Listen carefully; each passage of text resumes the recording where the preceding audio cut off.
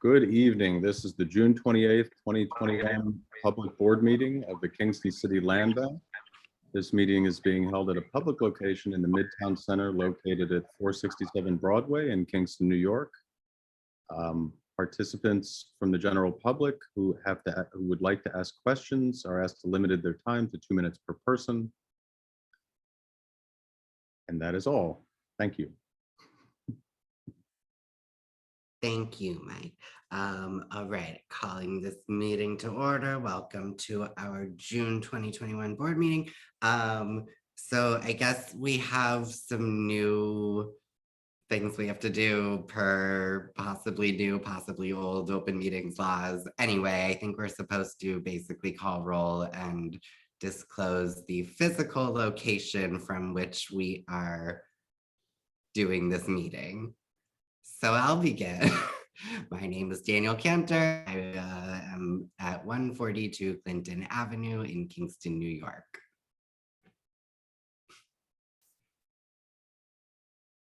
Bob, can you go next? Yeah, I'm Robert Dennison. I'm at 23 Sir Echo Shore Drive in Piermont, New Hampshire. Ilana. Ilana Berger, usually in Kingston, New York. I am currently calling in from Blue Lake, California. Bartek.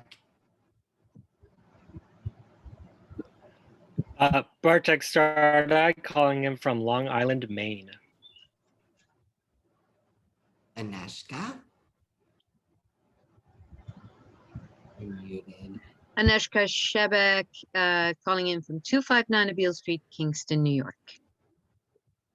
I don't think Owen has to do it. Steve. Steve Noble, 101 Wilson Avenue, Kingston, New York. Karen. Karen Rue, 70 Stefan Street in Kingston. Omari. Omari Washington, 49 Greenkill Avenue in Kingston. Okay, that was sufficiently weird. Which leads into, so we're trying to figure out totally what is happening legally, but it would appear things have changed in the state of New York as of Friday, and we at least are encouraged, I believe, to go back to in-person meetings. So I guess this is an announcement that our July meeting will be in person, same conference room 1 that we used to meet in City Hall. And if you are traveling, we can do video conference. But if you're in the city of Kingston, you should plan to be there. Mike, does that sound about right? I think that's the most conservative approach, yes. Okay, but keep an eye on your email. We're just trying to figure this out. We have dueling legal opinions and it's all very exciting. Obviously, regulations in City Hall are such that masked or unvaccinated individuals should wear masks. Fully vaccinated individuals may be unmasked, and it'll be a delight to see you all, I suppose. So, okay, I think that takes care of that. Active, exciting month. Construction continues at our first 3 rehabs. I believe that 64 Van Buren will be the first to completion. It's looking really great. I think they're starting to build the front porch this week. All very exciting stuff. 174 Hasbrook is sort of last place, but moving along pretty well. 248 Main hit a couple of scheduling snags that are annoying, but fine. Both of those projects are supposed to mostly be done by the end of July, and then there's a few kind of longer lead time things that they're going to be in and out through August, I guess, but they should be fully out by September, which aligns totally fine with our sales schedule, and timing is okay. the Kingston Design Show House, which we've talked about a couple times. They were supposed to be giving a presentation tonight. I'm sorry, that's not happening. Some sort of scheduling conflict, so they'll come next month, I understand. But the agreements are all signed. We've been working through, we're kind of at the very end of a quite long process of getting through kind of all the ins and outs of the scope changes that this means with the contractors, but they're still very supportive of the project. They're excited that they get to get out of the house sooner. I think it's going to be a pretty exciting thing. So the timeline there is that they are going to basically be announcing the partnership, I believe, via press release at some point this week. Part of the language in our contract gives us the opportunity to review drafts of anything that they're putting out that has to do with us, just to make sure that, you know, messaging is on point and consistent. They will be a little bit starting work in August, but primarily in September. And then the exhibit period is mid-October. And then we basically get the house back, I think, right around November 1st. So this should be very interesting. We will, I don't know, we're doing a new thing. I don't know that this has been done elsewhere. And for that, I think it's kind of cool. It's looking like from a cost saving standpoint, we're right around $30,000, but that is still a little bit pending some final things with these contractors, which is Meyer Contracting. So I'll keep you guys updated on that. Otherwise, we have our first report due to the Novo Foundation. Second is what I said, due to the Novo Foundation in the middle of July. Mike has been working super hard on that and it's coming together very nicely. So that's terrific.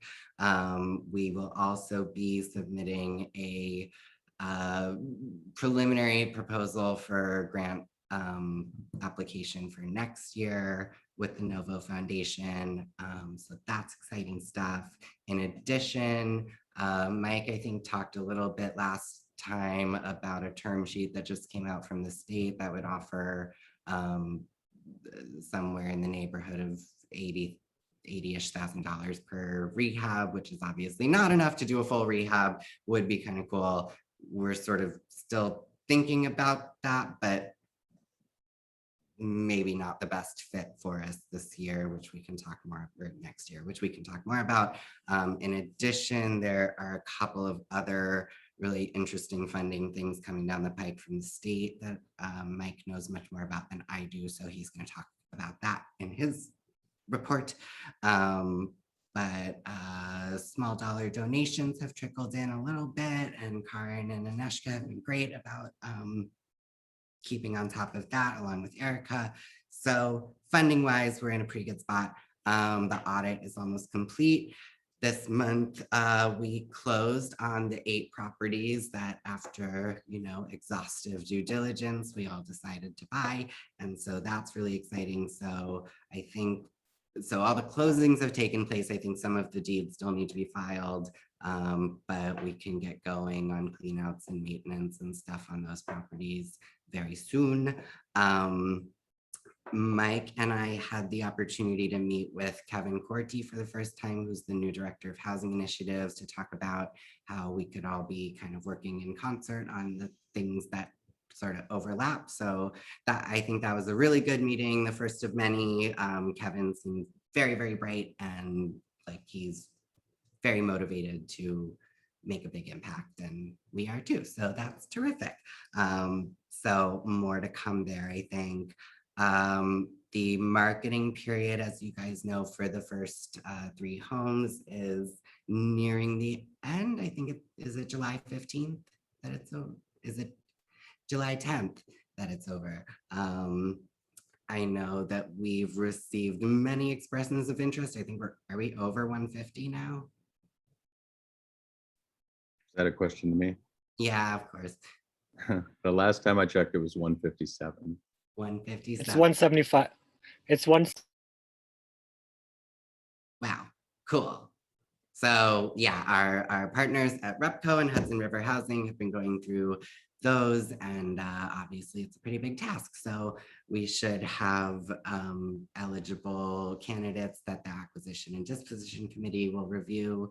And I think that's very exciting too. And we should be able to sell these houses. Mike and I have been doing a fair amount of work looking into different kinds of tax abatements and programs that other places have put in place to support affordable housing, as well as the owners of these properties in the long term. So it would appear that we have some pretty good support on the Common Council to get some of these things done. And so we're working diligently to put together a pretty comprehensive thing that we can recommend these various legislative proposals that would benefit us as well as other affordable housing groups in Kingston. So that's good. The Mike worked his tushy off to get the architect RFP out in a very short period. He did a great job. We got a lot of interest. We did 2 days of walkthroughs at 124 Franklin and 149 Greenkill. We had 15 people come. We received 11 proposals, which is a very nice number to get to choose. So we've narrowed down to about 4, and we have interviews scheduled tomorrow, Wednesday, and Thursday. So one of the things that we'll be asking for later is a vote on a not to exceed number, since we have sort of a range of cost options with this, but we want to get into contract before the next board meeting because we have a very short period to actually make all these plans and get the RFP out for the contractors so that we can start construction in the fall and all of this can keep moving along. So that's great. I think that about covers for me. Yeah, what I do. If I could, you might have an update perhaps on the design committee. Oh, yes, design committee.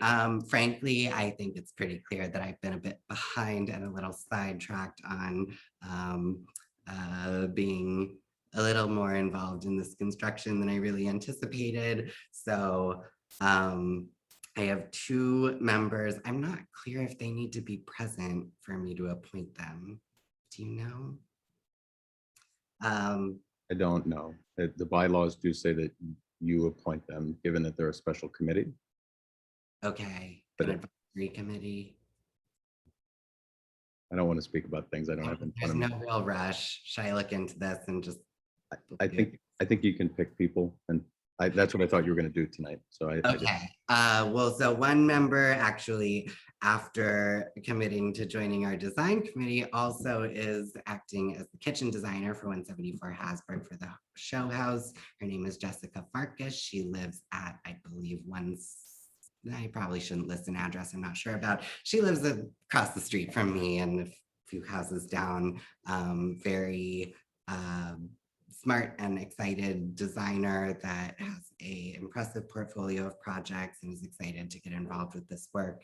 As you might imagine, it's not super easy to find people who want to do a lot of design work for free. So I'm very, very excited to have her on board. So I suppose I'm officially appointing Jessica Farkas. I would also like to, at this time, and this is still preliminary, so I will be doing additional solicitation for hopefully more members. But I would also like to appoint John McKinney, who has won the award from Friends of Historic Kingston for the restoration work that he's done on his house, which is a pretty significant structure in this city, and has also offered to lend his support and expertise to our effort over here, which is very nice. So more to come on that, but it's a start. And yeah, I think that's it for me. Oh, I skipped right over. Can we vote to adopt last month's meeting minutes? Whenever somebody wants to raise a motion. I'll make a motion to adopt last month's minutes. I'll second. All in favor of adopting June 2021's board meeting minutes? Aye. Oppose, abstain, motion passes. Thank you, everybody. Just a quick question or comment on your report, Daniel. Yeah. I guess I just want to ask us to be mindful as we're even bringing building committees. The makeup currently of our board does not reflect the population of Kingston in terms of diversity, and to bring, I don't know the gender, racial, ethnic makeup of, but just hope that we can be mindful that we are not making a more white, non-representative or set of people on our committees. Yes, I can assure you we are being mindful of that. Oh, I'm sorry, your sound cut out. No, it's done. Oh, okay. Yes, I can assure you we're being mindful of that. Additional outreach is absolutely needed. That's on me, and we will get to a good. Yep, I believe. Yes. Yeah, to that point, Daniel, should we make a formal announcement that we're recruiting for the committee? Yeah, I was planning to do Instagram and push it to Facebook, honestly. So I think Jessica Farkas is interested in being much more heavily involved than John McKinney. I think of McKinney as a bit more of an advisory role, and Jessica is more of a, could actually really take the lead on some things in a good way. So at the same time, I don't want to like overdo it because we're only talking about 2 houses at this point, and designing by committee is terrible. So I would really like to find somebody who has a background in landscape design and people with relevant experience in doing affordable renovation work, which can be hard to come by while also having a somewhat professional design background. So yes, the point is yes, but I think if we cap the committee at 4 or 5 members max for now, that would be, I think, manageable and about as much as we need for the moment. I should have mentioned also, maybe Bartek has this, we had our first volunteer event. So I guess Bartek can talk more about that. Anything else? Okay. Mike, tell us the news. I only get the crumbs. You told everybody all the good news. No, it's a good thing. I will just try to backfill a little bit with some updates on the 8 closings that we are announcing that have taken place. The lawns are being mowed. Thank you, Owen. Cleanouts are starting. Thank you, Owen. Henry Street was the 9th property that we were seeking to acquire. And on that, I've conducted 2 appraisal reports. They're underway, but we've conducted the appraisal inspections. I have. The title report is also ready to be finalized pending the transfer of the deed, recording of the deed by the city. So that's all in motion. Daniel talked through the architect RFP. Those were my pre-development updates. Unless there are any questions. Mike, what's the number of Henry Street? So it's 110 Henry. Okay, thanks. It might be 108, 110 Henry, but I always call it 110 Henry, and it seems to work. Close enough. Thank you. You're welcome. On the construction side, nothing to mention that Daniel didn't already cover, except for the fact that the appraisals for the as-completed value of those properties, I also conducted those. So those help us with setting the amount, just to recall, of our enforcement mortgage, which is the mechanism that we use to ensure the affordability. So it's an important step in the process, and it's underway in time for the purchase and sale agreements and everything else that we're doing to sell the homes. I did want to ask, not to put you on the spot, Owen, but if there's anything that I missed or possibly that you wanted to bring up about the construction on the sites, please feel free, but no pressure.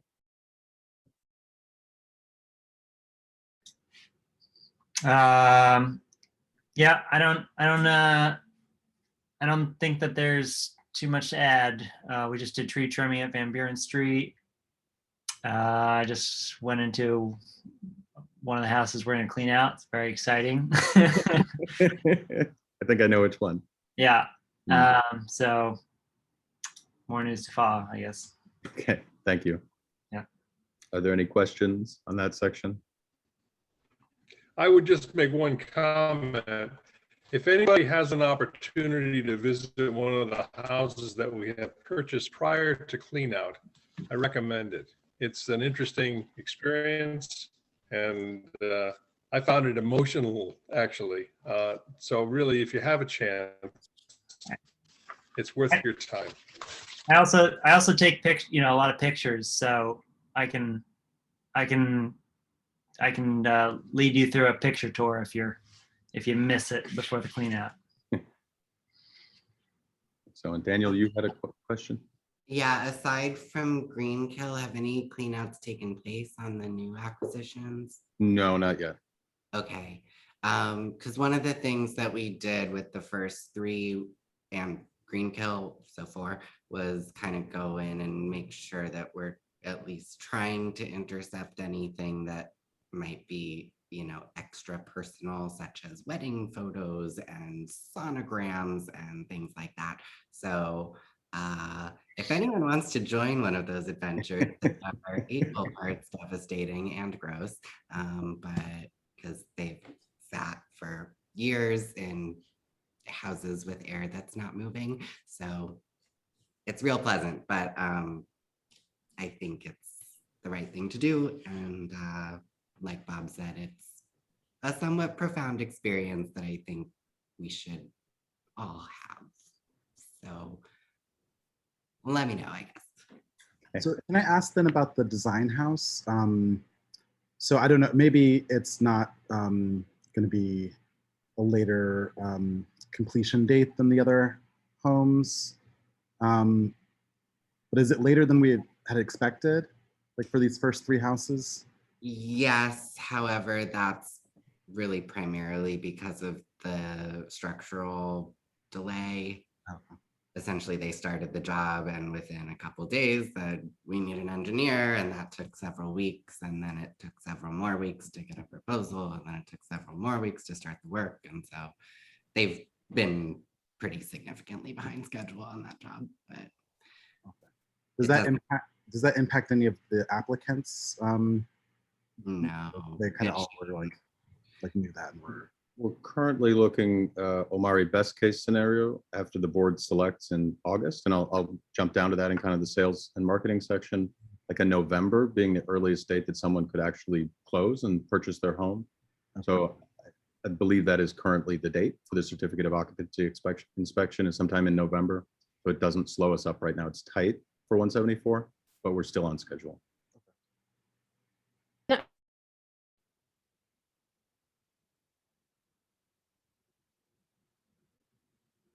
I think Alana, if you're speaking, we can't hear you. Oh, can you we hear can it? now.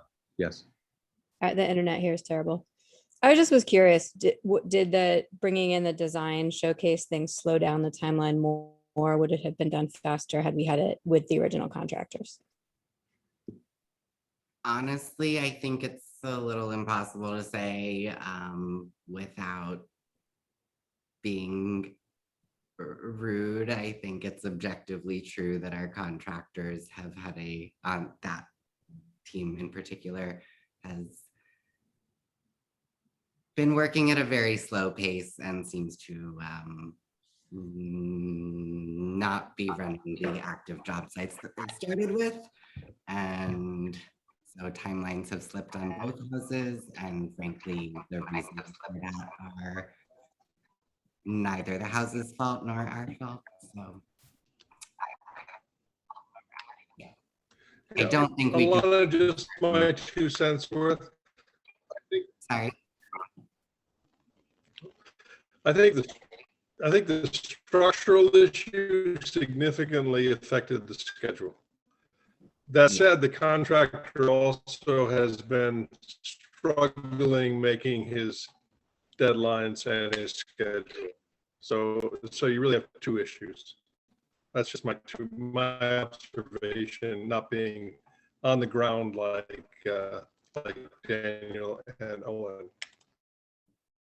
Yeah, we've gone through a couple of different site worm and site supers.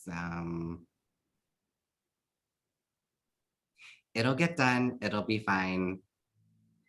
Candidly, I'm not having the best time with it. How's it? Yeah, I think in an ideal, if the contractors were performing as they intended, then yes, the house is getting done later than that. However, I'm not super confident that that would have been the case anyway. That's the most diplomatic answer I can give. Okay. On the sales side, I don't want to steal the thunder from the comms committee. I'll just say that we got a great amount of interest this month. It keeps rolling in. All the interested parties have been assigned to our partner agencies. I touched on it a second ago, but the idea for a timeline would be to take the qualified applicants that have completed their application packages, which includes a pre-qualification letter from a bank that is prepared to provide them with the financing and the grants and meets the other requirements to purchase this home, to the acquisition disposition committee in August. And then that would go in front of the full board with the committee's recommendations at the August board meeting. That's the timeline that's in front of us. So that if anyone has any questions around that, there's some nuance that we could get into as to why it's not happening at the July board meeting. But the short answer is it just takes a while to get for people to get their own documents together and for the partner agencies to work with them about the process. And if we close our sales and marketing period, letter of intent application process July 10th, and then we say to everyone, July 11th, oops, you didn't get it done, that's not really fair. So we're giving people until the end of July and our partner agencies until the end of July to finish working with people and get that done so that it comes to us in August. Mike, Thank you. Yes. Yep. does that mean the cutoff for applications to be initiated is July 10th? And then everything that was initiated by July 10th has until the end of July to complete their application. Is that what that means? Absolutely. But no new applications following July 11th and onward. Okay, thank you. You're welcome. Okay, talking about funding updates. Oh, I'm sorry, Bob, I missed you. I was just going to say, and to support what Mike is saying, I'm a believer that we should get this right. And that if it takes a little more time to get it right, that's okay. The houses will not be done until fall anyway. So let's not rush this at the expense of not getting it right. That's all I would suggest. Thank you. Okay, funding applications. Daniel mentioned the Novo quarterly report that will be submitted. The draft format has come back with comments from Novo, very minimal. It'll be submitted by the end of June. So that looks good. If Erica were here, I would thank her for her help on that. I know she's working on many different things. And as Daniel mentioned, what I'm calling the phase 3 proposal in a very draft framework format to Novo will be submitted on July 15th. I think it would be easiest if people are interested in that. I would love to talk about it, but please just give me a call or shoot me an email. There are many different ways to look at it, although not a million different ways. And I'm excited to pull something together that's an achievable framework. And so that's my update on that. The enterprise funding, we will be putting in by July 15th, our drawdown of a significant portion of the enterprise grant to pay for the hard costs only on our pilot homes. So that is my update. The enterprise money has been great to work with, and getting to the point where you exhausted a majority of the grant funding is, I think, a good thing, because then you're focused on the other grants that you have in front of you, and it's one less thing to kind of be in compliance with to a certain extent, although we'll stay in full compliance until the end of construction on all 5 homes. But it's a good milestone. So thank you to Erica for working with me on that. And then Daniel had mentioned some of the state funding and the federal funding and things like that. First off, just as an aside, there's one flavor of funding that the city has used, excuse me, the state has used for almost 40 years called AHC funding. There is a bill that passed both houses to dramatically increase that funding, which would offer us an opportunity, a second opportunity to use the state funding to rehab homes. But that's to be continued on that. That's just a brief update. And Daniel mentioned the term sheet that the state has issued specifically for land banks to engage in rehabbing clusters of 5 to 10 properties at a time. The state will provide $75,000 to $90,000 in loan funding, not grants. And as Daniel mentioned, it seems like that is not something that I believe that we should focus on right now, but we should certainly continue to explore what that might look like, because I think it's very exciting that the state has allocated for the first time funding in their budget for land banks exclusively. And it's another tool that we can work with. Also, there's a lot going on.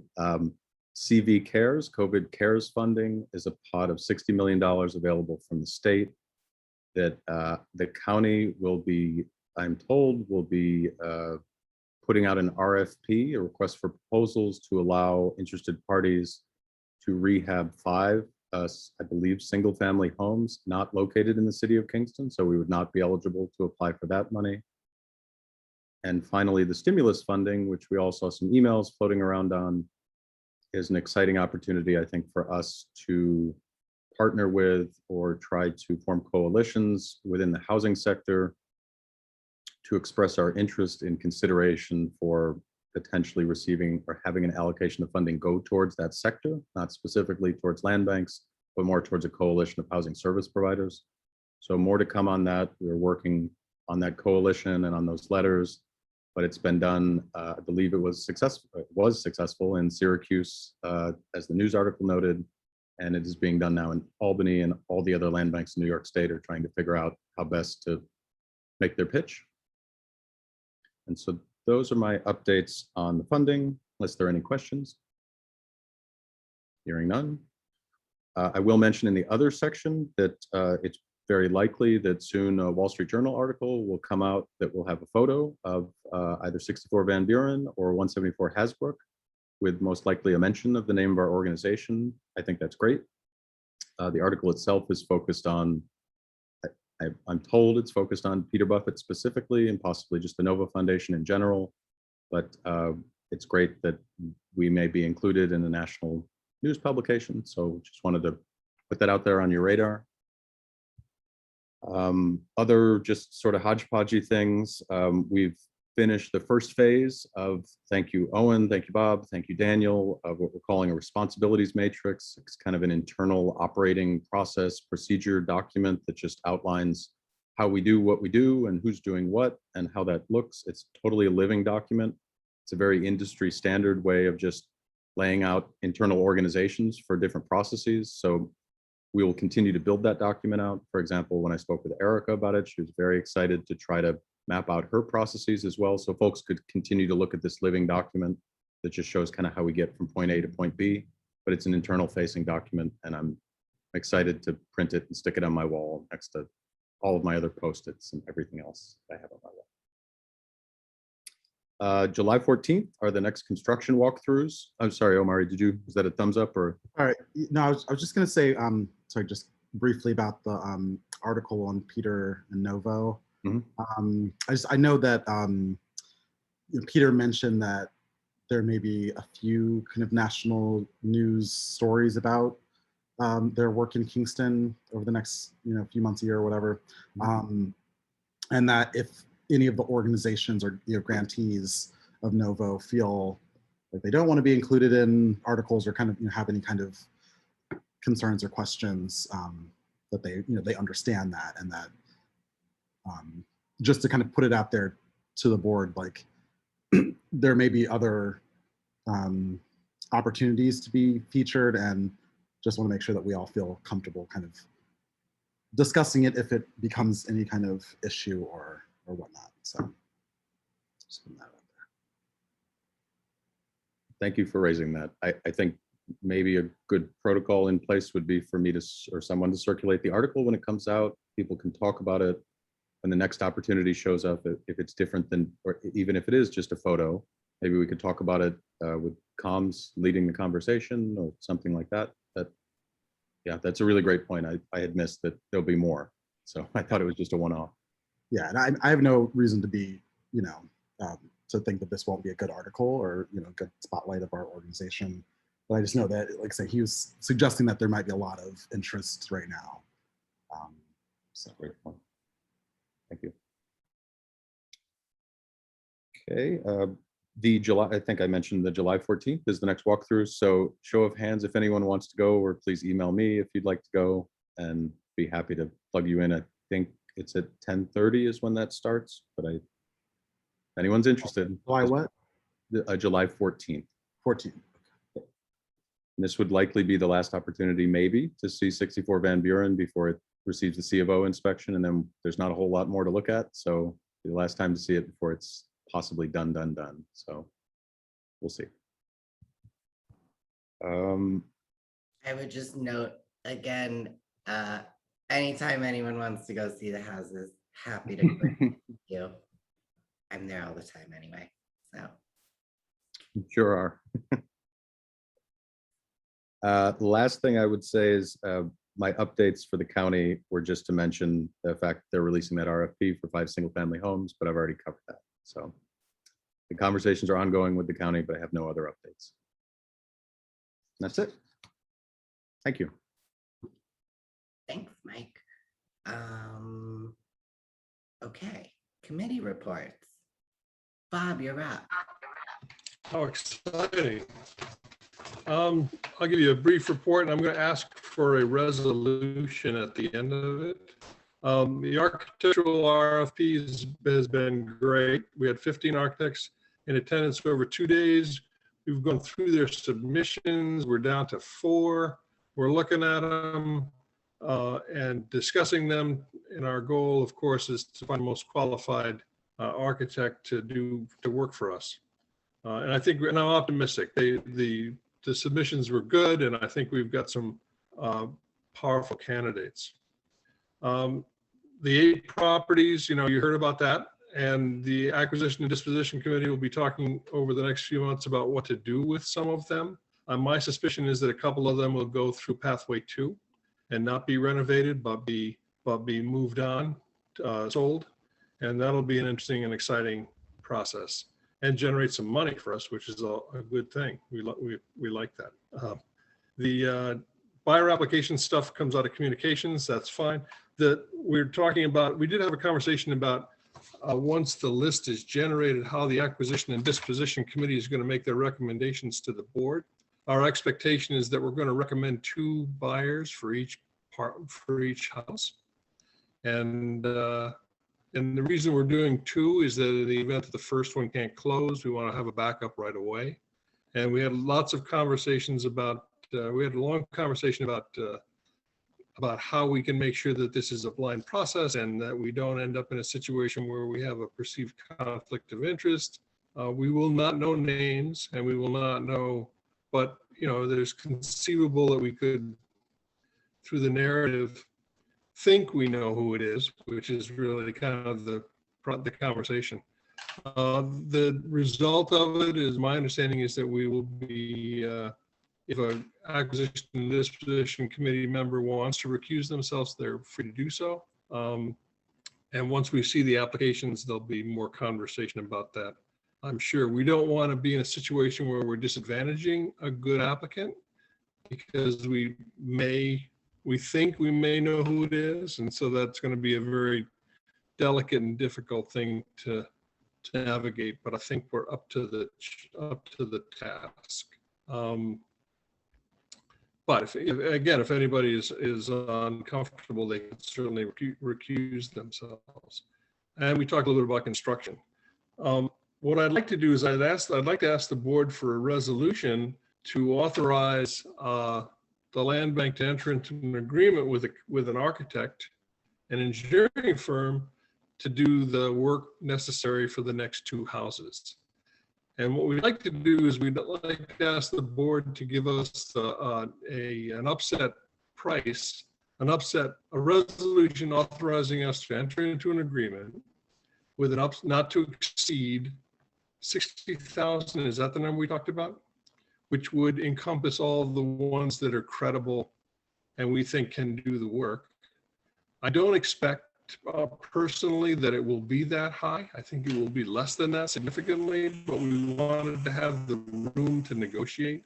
We wanted to have the room to make the agreement before our next meeting so that we don't lose time, lose another month once we pick an architect.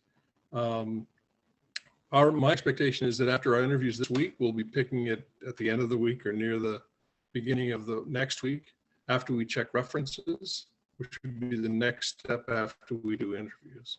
So what I'm asking for, and I guess Daniel could ask, anybody could ask for it, I guess, is a resolution to authorize the land bank, and the land bank in the form of Mike and Daniel would be executing the agreement. So we'd like a resolution for the executive director and/or chair to enter into an agreement with an architect not to exceed $60,000. Is that Mike and Daniel, check me and on that, is that where we want to be? Yes, that is the number, Bob. Yes, hearing nothing, hearing no one respond, I guess. Aaron? Yeah, Does someone choose to make that motion? sorry, yes, I will make the motion. I want a Okay. little bit of clarification. The 60K is going over the next few months, a year? What is the? I think we make the because I had questions as well, which is actually why I raised my hand. But then I Well, realized we need to we know open the know the resolution first, parameters right, of and the then discuss. 60K. So For the resolution to read right, I would love to know what the parameters are of the 60K. yeah, so the pay structure varies a little in the proposals. We left it as an open situation so people could tell us what it costs, not the other way around. So Make a motion, second motion, then discuss it. Bob, are you? Oh, okay, sorry. I Bob's thought that rules. motion was to just like get the language right, but maybe that's not it. Yeah, so sorry, Karen, I stepped on you. Aaron's made a motion. Can we get a second? I will second that. And now we will converse. Okay, so yeah, in general, like anything else, there's some sort of kind of deposit, retainage, whatever we want to call it at the beginning. Here's Bob, can you mute yourself? There's a lot of feedback. Karen made a motion.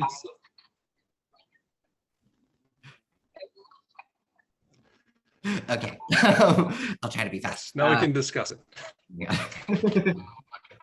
I can't wait to have in-person meetings. So, Bob, if you talk like that in person, I'm going to lose my mind.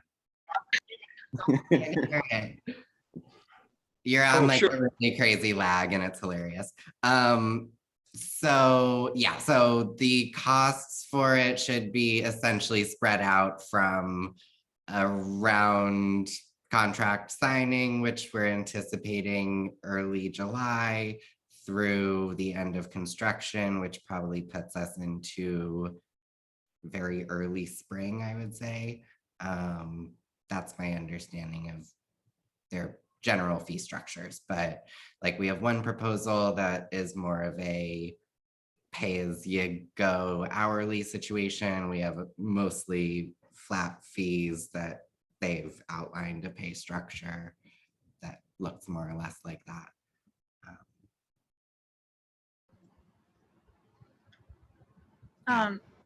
This is Karen. So then is that 60,000 for both houses or per house? Both houses? And can you tell us, I know you said that it ranged from that most proposals were a flat fee. There was, I think you said at least one hourly, but can you give us the range of the flat fee proposals? Off the dome, you guys feel free to correct me. I think our lowest was right around 15. Our highest was around between 60 and 70, I believe. It Oh. seems- I can clarify. Yeah, Owen did a good breakout. Owen, sorry. The lowest is 13,920 and the highest is 98,500. Yeah, and many, and those are, I would say, the outliers. Most of the remaining center around the like 50,000 or so that we would expect for the budget that we've set for the projects.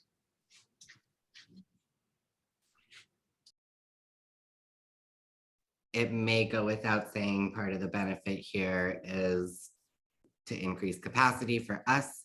I've done more with these rehabs than expected. I think Owen, same thing. I think Mike, same thing. We're very hopeful that having an architect will lighten some of that load and just sort of streamline the process, both for us and for the contractors that we're working with. In addition, the hope is that it can hopefully decrease our cost per square foot rehab costs, although obviously that will remain to be seen, but hopefully it's the kind of thing that pays for itself to some extent. Anyway. Yeah, it also puts us in compliance to the education law, which is a nice thing to be in compliance with. Given that we have to have a license, and we use Scott Dutton for some of that in the last 3, but it would be cleaner if we had somebody who was responsible according to the law for the design work, for the design professional work on the projects. And to clarify, this person will also take the place of what Scott is doing right now as initial decision maker. So he's fairly peripherally involved. He comes to our monthly walkthroughs. He has occasionally stepped in to settle a disagreement with the contractors, but this will be obviously much more comprehensive and inclusive than what Dutton has provided. And just for your information, he opted not to propose. So it isn't that he's too busy, so he's not proposing.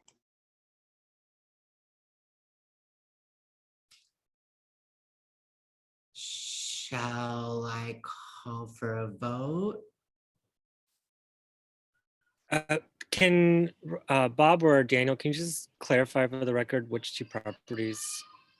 Yeah, this This is is for- 124 Franklin and 149 Greenkill. And the resolution is to enter into a contract with an architect or architecture firm at a not to exceed $60,000 contract total sum cost. Did I get that right? Cool.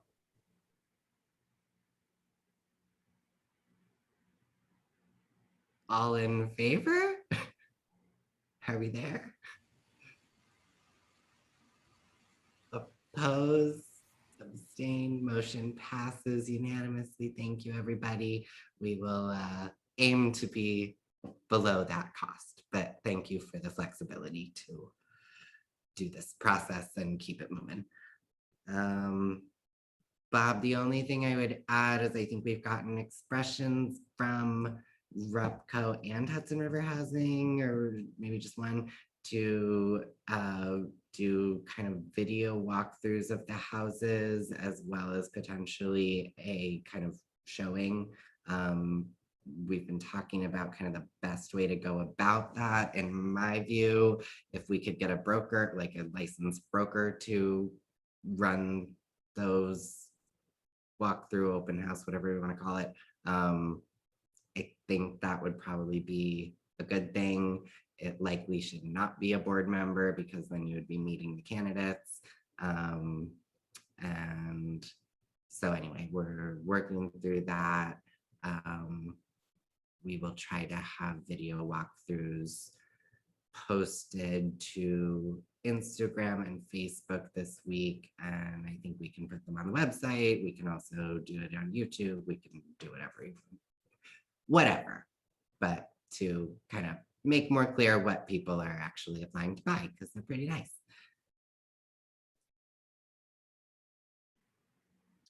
Sorry, I just want to say that to pass those kind of resolutions is a little like uncomfortable for me. Just because in general, I mean, when we approve the budget, I feel like I'm giving, permission, as a board member that like we can spend this money, as an organization. But then it feels like without more specificity around what, like who the architect will be, it's like kind of hard to just give a blanket permission for that. It would be, I don't know if that's just common and that's the way we want to approach things, that's fine. But like, it would be easier for me if there's like, okay, now we're going to go into contract with someone. Can you approve this sum? You know what I mean? Totally. And ideally, that's what we would be doing in this case. It's just because we're trying to keep the timeline intact. So if we had our RFP out a month earlier or something, but that was totally impossible. So yeah, it's not my favorite process, but I think it's the only alternative is that we could have a special meeting just to kind of do that vote, but I think that's more trouble than it's worth. Yeah. Is there another, informal way of doing that? Like, can we do it through email or? I don't think we're allowed to qualify that way. If the contract is over $5,000, which it is, it goes through the board. I don't know of any other procedural way, but I'm not the expert on these things, but I don't think so. I think we did the same thing for the contractors back in December for the same reason. Yeah, not my favorite, but we bit off a lot this year, so we got to keep these timelines somewhat in check. Certainly something to try to avoid in the future, I would say.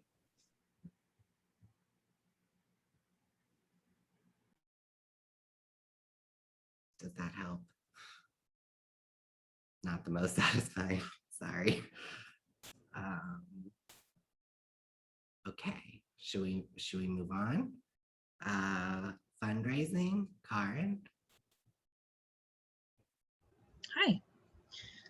So we didn't have a fundraising committee meeting per se this month, but and that was because of me, but Omari and Aneshka were kind enough to have separate meetings with me. So I met with Omari and then separately met with Aneshka.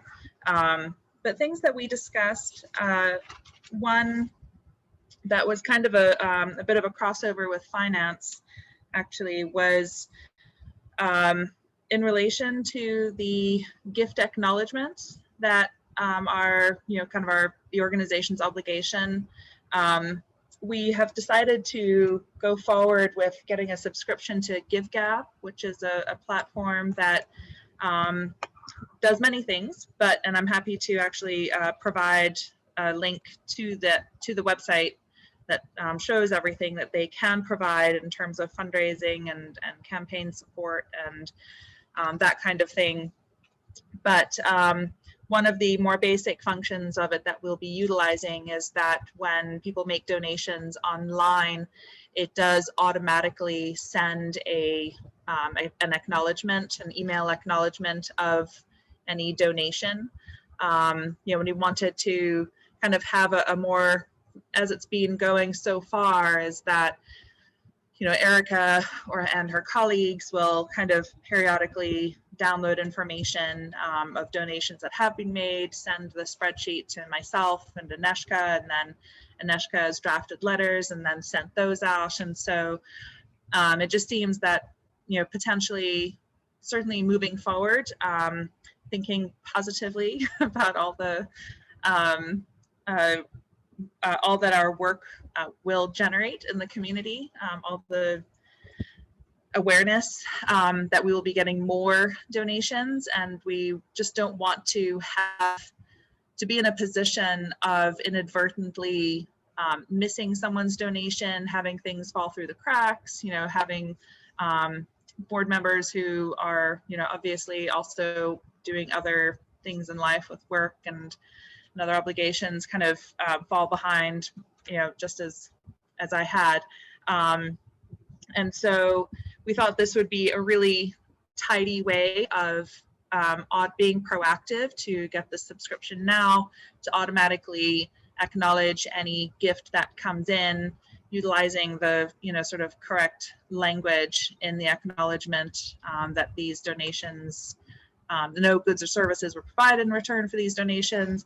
And then following that, Aneshka did reach out to Bartek, and through marketing, through a connection with the marketing committee, and Bartek worked with the consultant whose name is escaping me at this moment. I'm terribly sorry about that, Bartek, who drafted thank you notes that would be in the form of a postcard and also a folded card that we could then write handwritten personal notes of thanks that we can send out as follow-up. So we thought that would be kind of a, you know, that kind of thing coming from a board member would be really appropriate and can be personalized and sent as a thank you for their support of the organization.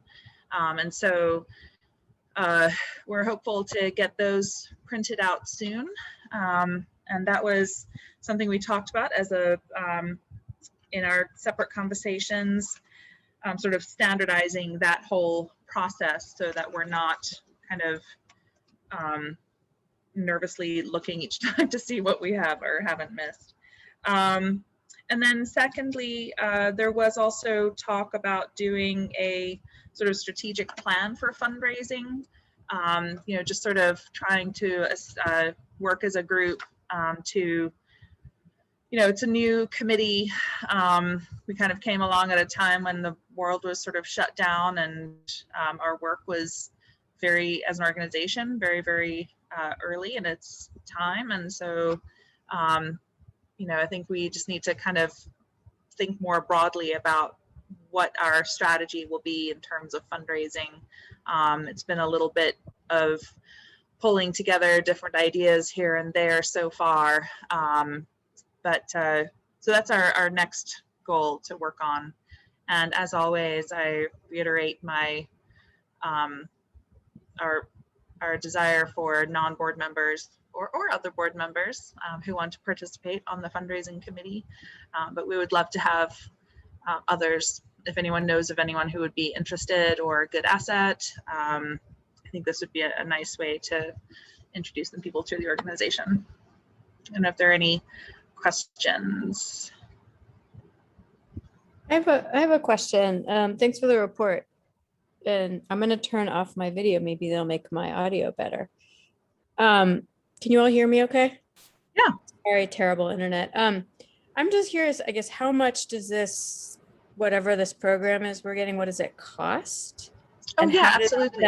how does that, I was not under the impression we were doing a whole lot of kind of individual donor fundraising. And I just want to make sure we're not over complicating something. If we're only getting like 10 individual donors, it can't be that, like, we should be able to get them thank you cards without spending a ton of money. Like, I'd want to know that we are bringing in enough to offset a cost of expensive sort of programming before we even need it, I guess. I don't want to spend more on fundraising than we're actually fundraising.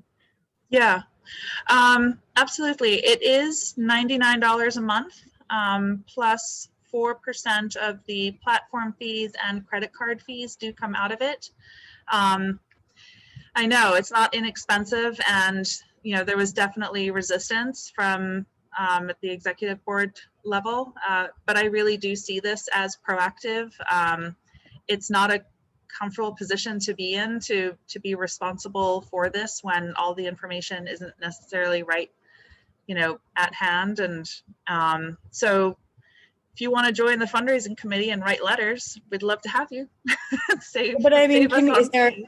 is there a way to demonstrate that this isn't just going to lose us money? Like that there's actually a plan in place to raise that amount of money before we spend the money?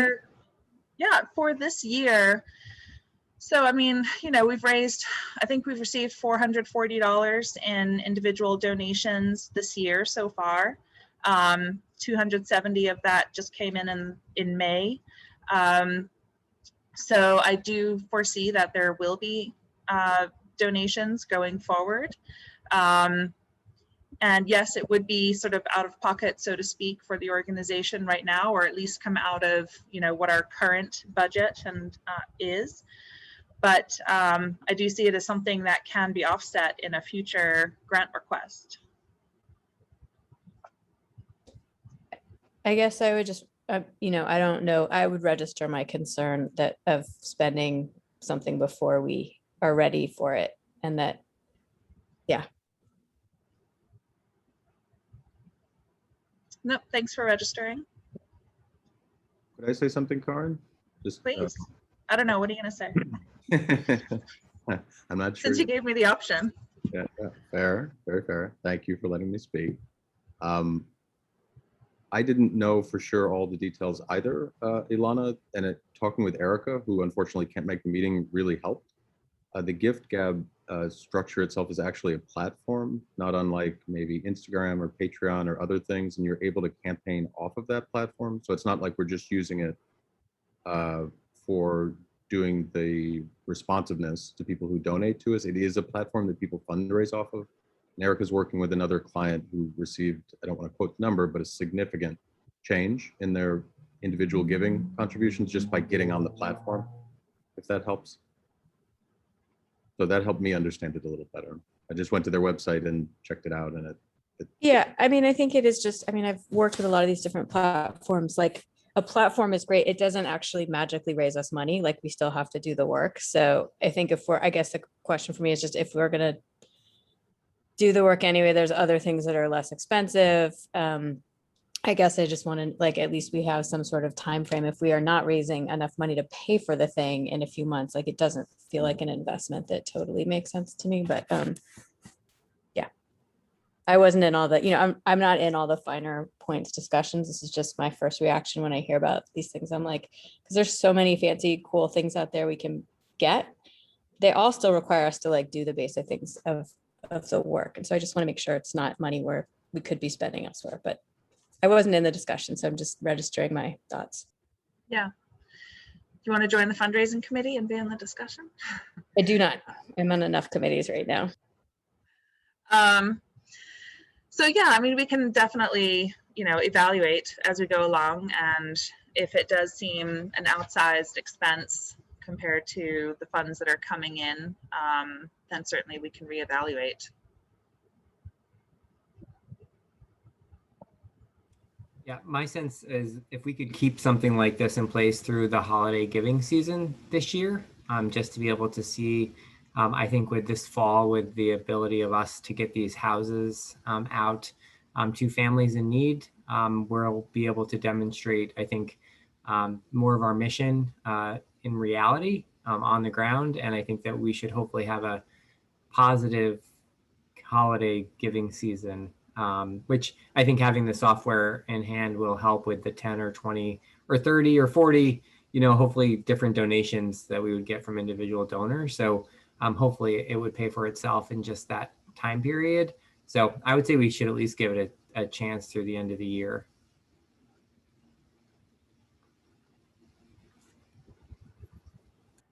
Thanks, Steve. Thanks, Mike, and thanks, Alana, for all your points. Does anyone else have any questions about it?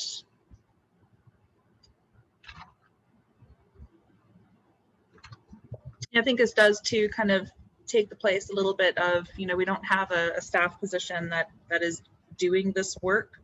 And I just don't, feel as though board members do it is really a sustainable model for it. So, but it is also kind of a pretty standard thing for organizations to have as well. you know, and again, I feel like it's being proactive to get it in place now for the giving we hope to receive in the future. Okay, if there's nothing else, then that kind of wraps up my report for fundraising. Thank you. Just quick time check. We have like 20 minutes before 8, so let's try. You want to jump right into finance? Yeah. So I don't know if everyone is reading through these financial reports that Erica is putting together. I haven't received any comments from anyone. I hope that they are useful. Yeah, I think it's really great that she's doing all of this. So just to sort of hit a couple highlights. So for the profit and loss, you know, you can see our individual donations for May were $270. The under project expenses, these are all the you know, costs related to the construction of the 3 houses so far, construction work. Not so far, but in May. We do anticipate that these will actually be a lot larger in June. Sorry if it seems like I'm shouting at you. I just have the thing in front of me. So anyway, so we anticipate that this will be higher in June. Meyer, who is the contractor for one of the houses, possibly 2, didn't submit their requisition forms for May. They were behind on some due diligence that had to be completed before the KCLB could accept their requisition. So we anticipate that will be a lot higher in June. And I think that's really all of it. There was, you know, a very minor, at the very bottom, you'll see vendor sales tax and negative. That sort of, you know, looks a little funny because we are tax exempt, and that just came apparently because the KCLB was charged sales tax on a couple items and that had to be reimbursed. So that's just why that item is there. For the balance sheet, not a whole lot changed here. The Catskill Hudson Bank checking account is still open. It's gone down a little bit as, you know, sort of other requisitions that were sort of checks that have been cut essentially that were out there are being drawn down from that. The fixed assets, which is right line 1400. You'll see that change next month. That will next month include all of the homes that were purchased this month.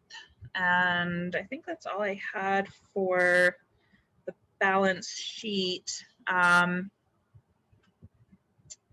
And statement of cash flows, just showing everything going in and out. And then there was a little bit of a financials narrative that Erica included at the end. There you can see her note about the larger requisition coming in from Meyer, or Mayer Contracting Corporation. And we are still on track to have the ABO report completed by the end of the month. That was technically due June 13th, but the ABO is apparently being very understanding about organizations being late submitting these. And so we just need to provide some explanation, a narrative of explanation when submitting it late. And that should be fine. There won't be any penalties or anything like that. So I think that, did anyone have any questions on, there's nothing terribly exciting in the budget this month.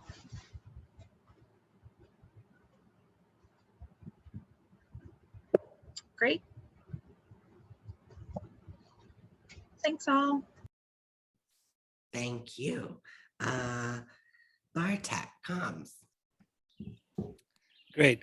So as mentioned earlier, as of today, we have 176 applicants. It had, the total applications did slow down significantly earlier this month and then pick back up again. And the reason for that is that we began running ads on Facebook and Instagram in the Kingston area, and we really saw the applications jump back up again as we did when the application period opened. And the good news is that most of those applications appear to be pretty qualified, at least in terms of where they're coming from, meaning it's all Kingston applicants for the most part.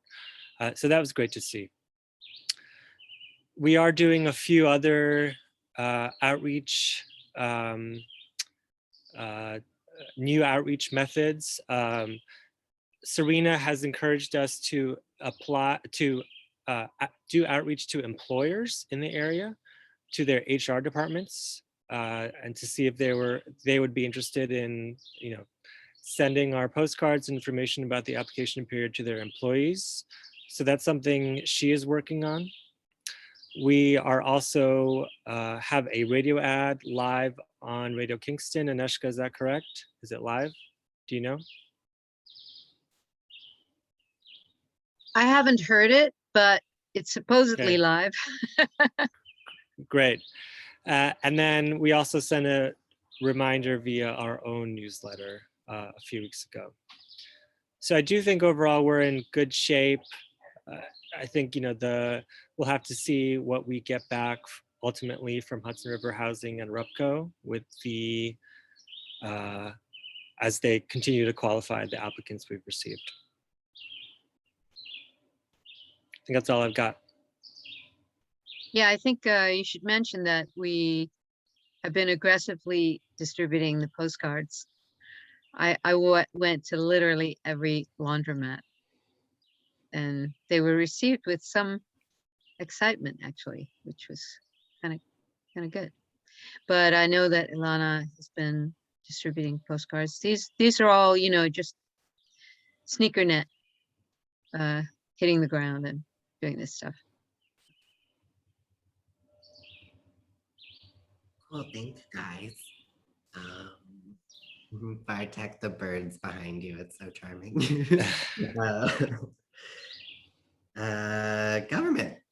Governance, Aneshka. Yeah, I'm the whole government. Well, I actually, first of all, want to remind you all that you should get your self-evals into us as soon as you can. The deadline is a couple of days from now. So the other very quick subject that needs to be discussed is that we want to make a bylaws change, and the rule is that we introduce the bylaws change and then we wait for 30 days until all of you have had the chance to think about it, and then we vote on it board meeting. So the bylaw we want to change is Article 8 on contracts, checks, drafts, and bank accounts, and it's paragraph 1, the execution of contracts. So Mike and Daniel think that it is better that at least the executive director and the chair of the board are able to authorize contracts such as, by the way, the architect contract. And perhaps they can actually explain a little bit more of the reasons why this is so important to change, so that it's not only the chair or not only the executive director, but both people can either or both people can actually okay these contracts as we get more and more into this work of rehabbing, etc. Mike and Daniel, do you want to add to that at all? Yeah, I mean, I think currently the bylaws basically state that the board chair has the sole authority to enter into contracts. And Sorry, yeah, I didn't make that clear, yeah. yeah, I don't have an ego about that. Glad to share that duty with Mike. I think in many instances, he, should be empowered to do that, and I don't see any issue with it. So. I'll just add, that then if, for example, if Daniel's out of town, it makes it easier just from a practical standpoint to do things. And if I'm out of town, Daniel is hopefully not out of town at the same time, but it just gives us a little bit more practical reality, and it's very reasonable and customary to have that redundancy. So. Yeah, I think maybe the other thing to note is that we did not write our bylaws. They were provided to us. We've made a few amendments over time, but I think that's to be expected because they were sort of brought from a different organization and a great starting point, but we have the ability to change them to fit us. I'll email the bylaws with the change highlighted to all of you so you can read it yourselves. It just, Aneshka, just so you know, it is in the package for the board. Oh, it is. Okay. You can't I highlight didn't even go through the entire package. Sorry. It's in there. That's all from me for governance. We're going to have a meeting coming up in July. So we haven't really met in a while. So much of what we're probably going to be discussing is the self-evaluation process and check-ins, and also how to get ready for the next phase of evaluating board members, etc. That's all from me. Yes. Robert, Do you sorry. need a motion to consider this bylaws change next time? I mean, do you need a motion now for us to think about it for No, next time, or just we should do introduction is that enough? next time. Next time. It's sufficient. We need everyone to be aware of what it is and to think about it.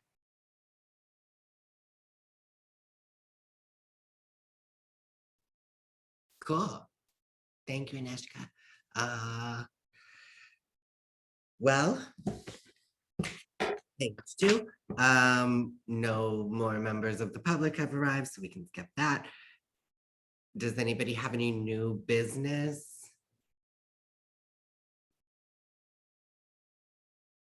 I don't either. So But I just want to thank Daniel and Neshka for coming to the volunteer event. And it was a great success. That was fun. although if anyone wants to do a round 2 on the knotweed, it is serious. Oh, I do It's want to say back? I know somebody. I didn't who even lives- know. Sorry, Alana. No, I was just saying I know somebody who lives on Main Street, and out of nowhere recently they were like, that I am just so happy that house looks so great, and I'm so happy with what the land bank is doing. And I just got very nice feedback from some other neighbor on Main Street. Just wanted to share because I couldn't go the volunteer day, and I'm really sorry.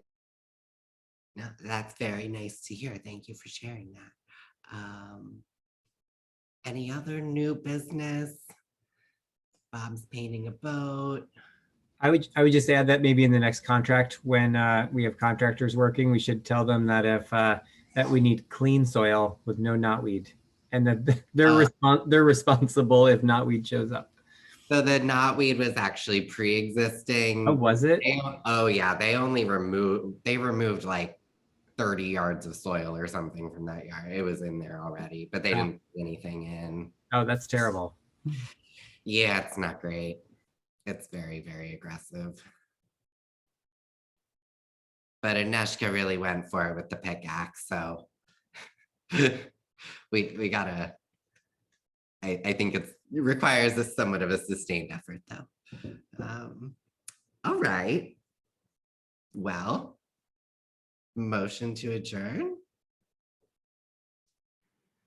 Motion to adjourn. I'll second that. All in favor of adjournment? Opposed, abstain, motion passes. Thank you, everyone. I think see your bright, shiny faces next month in person. Thanks. Over. Bye. Bye, everybody. Have a good vacation wherever you are.